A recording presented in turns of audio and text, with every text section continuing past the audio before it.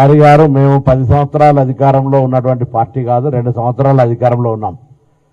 ఇది ప్రజాస్వామిక భారతదేశంలో తెలంగాణ అంతర్భాగం. ఒకవేళ మా ప్రభుత్వం ప్రజలకు సంబంధించి ఏదైనా పొరపాట్లు చేసి ఉంటే ప్రజాస్వామికంగా రాజకీయ పార్టీగా ప్రధాన ప్రతిపక్ష పార్టీగా గత 2 సంవత్సరాల నుంచి కూడా అనేక సందర్భాల్లో శాసనసభలో బయట తెలంగాణ ప్రభుత్వ కార్యక్రమాలకు మద్దతు ఇవ్వండి, లేకపోతే మాకు సలహా సూచనలు ఇవ్వండి, ప్రధాన ప్రతిపక్ష బాధ్యత నిర్వహించమని మేమే అనేక సందర్భాల్లో కోరినాం. కానీ స్ట్రగుల్ ఫర్ ఎగ్జిస్టెన్స్ ఉనికిని కాపాడుకోవడానికి మీరు రాగానే తోలు తీస్తామంటే ఇక్కడ మేము ఇప్పి తోలు చూపెట్టి మీకు ఇవ్వడానికి సిద్ధంగా లేం. మేం తప్పకుండా మా ప్రభుత్వం ప్రజలకు అనుగుణంగా ప్రజా ఆలోచనకు అనుగుణంగా ప్రజా పాలన పేరు మీద ప్రభుత్వాన్ని కొనసాగిస్తూ ఉన్నాం.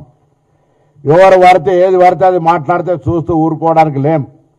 బరాబర్గా ప్రజలకు జవాబుదారి చెప్తాం. ప్రజలు తోలు తీస్తే బరాబర్ పొరపాటు చేస్తే దానికి అంగీకరిస్తాం. తోలు తీసే హక్కు ప్రజాస్వామ్యంలో ప్రజలకు మాత్రమే ఉంది. ఆల్రెడీ 10 సంవత్సరాల పరిపాలించిన మిమ్మల్ని తోలు వీగితే ఎమ్మెల్సీ ఎలక్షన్ల, ఎంపీ ఎలక్షన్ల, సర్పంచ్ ఎలక్షన్ల, ఉప ఎన్నికల్లో మళ్ళా తోలు కూడా మొలవకుండా వీగుతానే ఉన్నారు. మీరు మమ్మల్ని తోలు వీగుతా అంటారు. కాబట్టి డెమోక్రటిక్ సిస్టంలా ఇది పాకిస్తాన్ కాదు, బంగ్లాదేశ్ కాదు, నవాజ్ షరీఫ్నో ఇమ్రాన్ ఖాన్నో షేక్ హసీనానో జైలు వేసి మరణ శిక్షలు విధించేటువంటి విధానం కాదు మనది. ప్రజలే న్యాయ నిర్ణేతలు. ఇటువంటి దగ్గర కూడా వచ్చి మీరు ఏది పడితే అది మాట్లాడి 2-3 సంవత్సరాల తర్వాత మన ఊర్లలో చూస్తాం. ఆ సినిమాలో చెప్పారు, పిల్ల చూసారు చుట్టూ మొత్తం గలగల జనం, నీ ఫుల్ జనం ఉంటుంది, గలగల పైసల చప్పుడు ఉంటుంది, ఒక్క ఈగ కూడా శరీరం మీద ఆలనియారని ఒక సామెత ఏదో చూసిన సినిమాలో ఏదో అది ఏదో సినిమాలో చూసినా అట్లా రాగానే ప్రజలను ఆకర్షించుకోవడానికి అబ్బు మళ్ళీ వచ్చిండు తోలు తీసుకురాట అంటే ఏమన్నా మేము పూర్తిగా it's democracy, the beauty of democracy. మేము డెమోక్రసీలో ప్రతిపక్ష బాధ్యత గల నాయకుడికి గౌరవం ఇచ్చి శాసనసభకు రమ్మంటున్నాం. శాసనసభలో నిన్న కూడా గౌరవ ముఖ్యమంత్రి గారు చెప్పారు, స్పీకర్ గారు కూడా ఎక్కడ కూడా పెద్ద ఆయనకు గౌరవం తగ్గకుండా ఉండే విధంగా శాసనసభ నడుపుదాం. ఎవరైనా అటువంటి మాటలు మాట్లాడితే కూడా క్రమశిక్షణ చర్యలు తీసుకునే విధంగా సభ నడుపుకుంటే ప్రధానంగా తీసుకొని పోదాం. ప్రజలు గమనిస్తారు. తెలంగాణ యావత్తు చూడాల్సిందే తప్ప ఎవరితో ఎవరు వికరణ చూస్తారని చెప్తుంటే మీరు ఇట్లా మాట్లాడితే పద్ధతి కాదు. తప్పకుండా మాకు బాధ్యత ఉన్నది.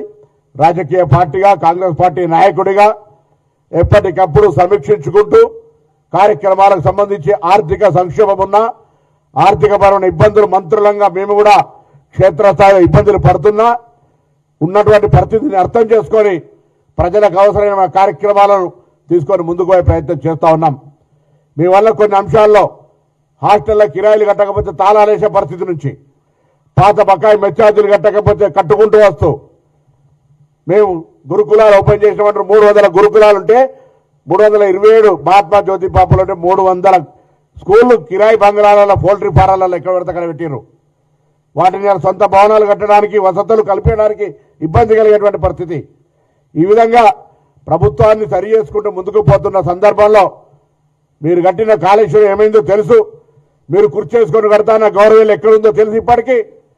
కాబట్టి చర్చ ఏదైనా ప్రజలందరూ చూడాలి. మీరు మేము మీడియాల ముందు మాట్లాడుకుంటూ కాదు, ప్రజాప్రతినిధిగా మనందరినీ కూడా గౌరవ శాసనసభకు పంపిండ్రు.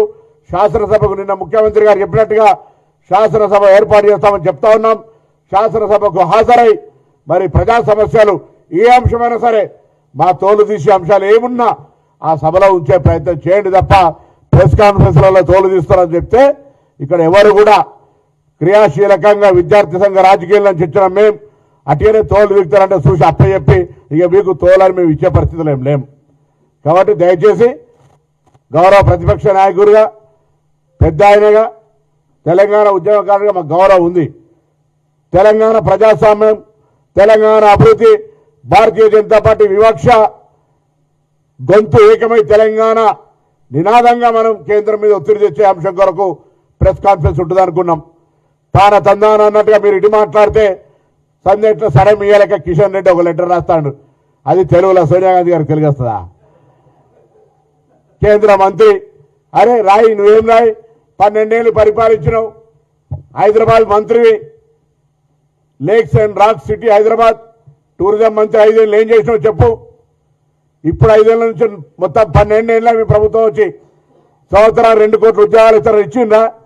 మీ మేనిఫెస్టో గురించి మాట్లాడండి. అసలు ప్రధానమంత్రి గారు ఇటువంటి వాళ్ళని మంత్రి పెట్టుకొని తెలంగాణ మొన్ననే మీ అందరి తిట్లు పడ్డాయని పేపర్లలో వచ్చింది. సర్పంచ్ ఎలక్షన్లలో ఓట్లు రాక మీ ప్రజలు మిమ్మల్ని తూగొడితే కూడా ఇంకా మీకు కనీసం ఆ జ్ఞానం రాకపోయే. ఏదో ఒక లెటర్ కాంగ్రెస్ పార్టీ తరఫున ప్రశ్నించినట్టు రాయాలి, అటు కేసీఆర్ గారికి అప్రిషియేషన్ తీసుకోవాలి. అన్న నువ్వు కూడా తిట్టినావు, నేను కూడా కాంగ్రెస్ తిట్టినాను, ఇద్దరు రాత్రి ఫోన్ చేసి మాట్లాడుకోవాలా? కాబట్టి దయచేసి వీలైతే చేతనైతే కేంద్రం నుంచి నిధులు తీసుకురండి. లేదా రాబోయే కాలంలో తెలంగాణ బీజేపీ ఆఫీస్ తాళమేసే పరిస్థితి వస్తుంది. కేంద్రం వివక్ష చూపిస్తోంది. తెలంగాణ ప్రజలు గమనిస్తూ ఆంధ్రప్రదేశ్కు పక్కకు ఏ విధంగా భారతీయ జనతా పార్టీ కేంద్ర ప్రభుత్వం సహకారం వస్తూ ఉంది. కేంద్ర మంత్రులు వచ్చి ఏ విధంగా పథకాలు వేల కోట్లు లక్షల కోట్లు ప్రకటిస్తా ఉన్నారు. ఇక్కడ మేము కట్టిన పన్నులు కూడా సరి శాతంలో మా తెలంగాణ అభివృద్ధికి వస్తలేవు అనే విషయాన్ని తెలంగాణ ప్రజలు గమనిస్తున్నారు. ఒకరోజు జవాబు చెప్పాల్సి వస్తుంది.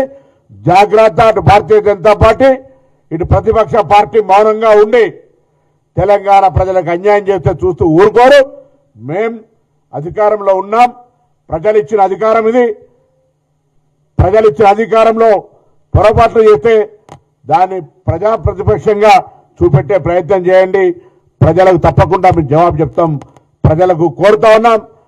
గత 10 ఏళ్లుగా అనేక మాటల కోటలతో అద్భుతం బ్రహ్మాండం అని మాటలకే పరిమితమైనటువంటి బంగారు తెలంగాణ నిజ స్వరూపాన్ని ఎవరు ఎన్ని వేల కోట్లు సంపాదించుకున్నారనే మాట మాకంటే ఎక్కువ వాళ్ళ ఇంటి కుటుంబ సభ్యులను కవితనే చెప్తున్న అంశం తెలంగాణ ప్రజలు గమనించండి.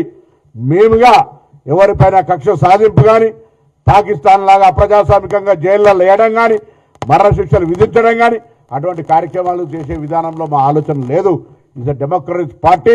కాంగ్రెస్ పార్టీ బాధ్యత గల ప్రతిపక్షం, సమర్థవంతమైన ప్రతిపక్షం ఉండాలని కోరుకునేటువంటి ప్రజాస్వామికంగా స్వతంత్రం కోసం పోరాడేటువంటి పార్టీ.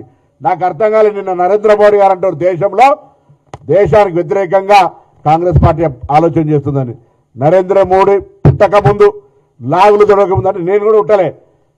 పుట్టక ముందే స్వతంత్రం కోసం పొట్లాడినటువంటి పార్టీ, ప్రాణాలు ఇచ్చినటువంటి పార్టీ.